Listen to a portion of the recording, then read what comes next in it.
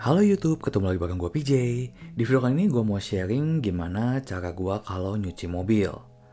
Di sini gue bakal share produk dan alat apa aja yang gue pakai kalau nyuci mobil. Pastiin waktu cuci mobil ada di tempat teduh dan waktunya pagi hari atau sore menuju malam. Nah buat yang pertama pastinya sabun cuci mobil gue pilih dari Menzerna karena pH-nya netral dan wangi stroberi. Biasa gue campur di foam lens ini untuk bikin snow wash. Dan ini mesin high pressure cleaner yang biasa gua pakai. Oke, untuk tahap yang pertama, kita basahi dulu seluruh eksterior mobil dengan jet washer. Ini kita semprotin air aja ya. Nah, di tahap awal ini fungsinya adalah untuk merontokkan debu dan kotoran. Nah, setelah selesai tahap pertama, teman-teman pasang foam lensnya dan kita mulai snow washnya dari bawah dulu. Ini gue juga siapin wash mitt yang untuk bagian kotor, yaitu untuk bagian velg, ban, dan juga fender. Nah ini udah disemprot ya bagian velg, ban, dan fender. Kemudian pakai wash mittnya kita bersihkan bagian-bagian yang kotor. Teman-teman tinggal lakukan hal yang sama di keempat rodanya. Kemudian baru kita snow wash bagian bodinya. Nah setelah seluruh permukaan eksterior mobil itu tertutupi oleh sabun dari foam lens, ini selanjutnya udah gue siapin wash mitt yang bersih. Ini khusus untuk bodi dan kaca. Jadi beda dengan wash mitt yang gue pakai untuk bagian bawah mobil tadi.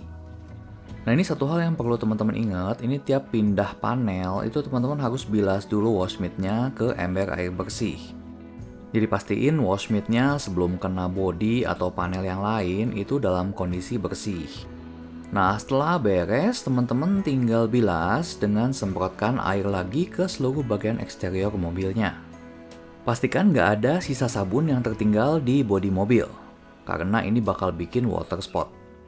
Oh ya teman-teman, ini kalau misalnya teman-teman cuci mobil, pastiin di tempat yang teduh. Dan juga pilih waktunya seperti yang gue udah jelasin di awal tadi, itu pagi hari atau sore hari. Pokoknya waktu mataharinya itu nggak terik.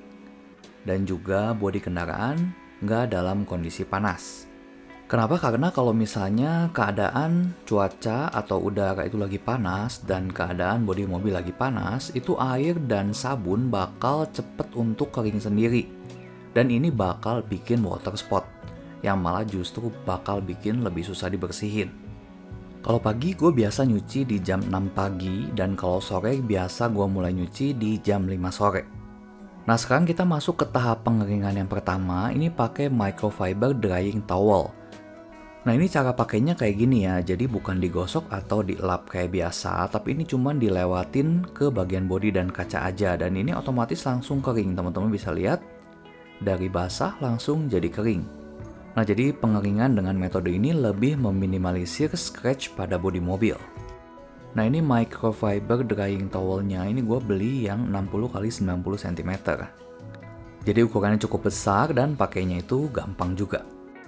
Ini biasanya dengan satu microfiber drying towel aja bisa untuk mengeringkan satu bodi mobil medium hatchback seperti ini. Tapi kalau misalnya mobil teman-teman lebih besar dari ini, mungkin teman-teman perlu 2 microfiber drying towel. Memang proses pengeringan dengan microfiber drying towel ini nggak akan betul-betul kering 100% ya. Makanya ada 2 tahap pengeringan lagi setelah ini.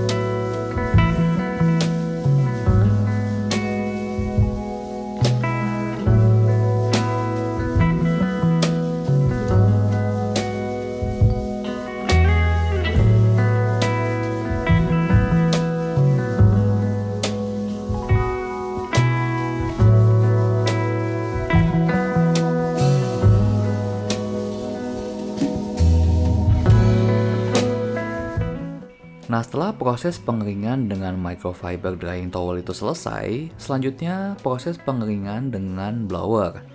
Nah ini sebagai alternatif daripada teman-teman beli kompresor yang lebih mahal. Karena ini blower harganya hanya sekitar 200 ribuan. Dan ini udah pernah gue bikin video review sebelumnya. Buat teman-teman yang mau nonton, tinggal klik link yang ada di kanan atas. Dan blower ini gue udah pakai cukup lama dan awet ya, sampai sekarang masih bisa berfungsi dengan baik. Walaupun daya atau kekuatan tiupnya memang nggak sekuat kompresor udara, tapi menurut gue ini cukup banget kalau hanya untuk ngeringin air yang ada di sela-sela bodi mobil. Karena biasanya kalau sela-sela sempit itu memang nggak terjangkau dengan lap. Oh ya, alat blower ini juga bisa berfungsi sebagai vacuum cleaner, jadi satu alat bisa dua fungsi.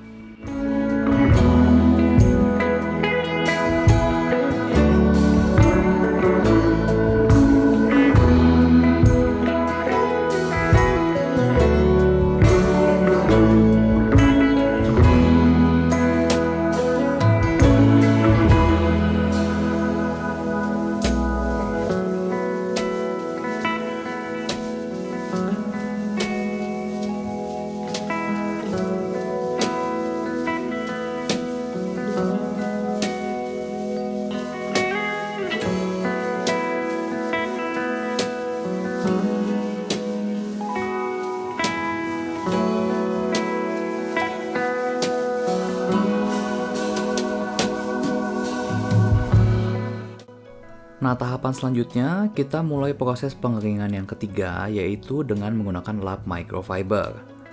Nah, setelah proses pengeringan dengan microfiber drain towel dan juga blower, ini pengeringan tahap ketiga tentunya lebih sedikit sih sebetulnya. Karena sebetulnya udah 90% kering dari proses pengeringan tahap pertama dan tahap kedua. Oh ya, untuk pengeringan dengan microfiber ini sebetulnya nggak usah terlalu ditekan. Karena ini cukup dilewatin aja, itu nanti airnya langsung keserap di lap microfibernya. Nah, di tahap ini pastiin semua bagian mobil itu kering dan nggak ada air yang tersisa di sela-sela. Oh ya, gue mau cerita sedikit alasan kenapa gue lebih suka cuci mobil sendiri.